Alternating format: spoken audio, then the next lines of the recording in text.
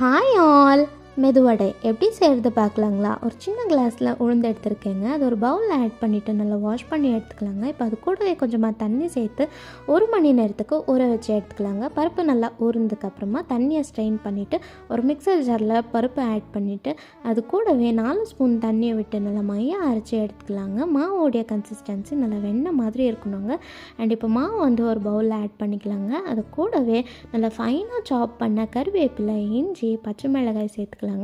அது கூடவே 1 ஸ்பூன் மிளகு ஆட் பண்ணிக்கிறேன், கொஞ்சமாக உப்பு அண்ட் கொஞ்சமாக சோடா மாவு ஆட் பண்ணிக்கிறேங்க.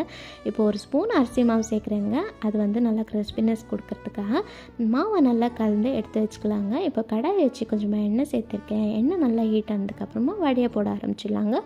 இப்போது வடையை போட்டு நல்லா 2 பக்கமும் கோல்டன் கலர் ஆகிற வரலும் நல்லா ரோஸ்ட் பண்ணி எடுத்தோம்னா சூப்பர் கிறிஸ்பியான மெதுவடை ரெடிங்க. நீங்களும் ட்ரை பண்ணி பார்த்துட்டு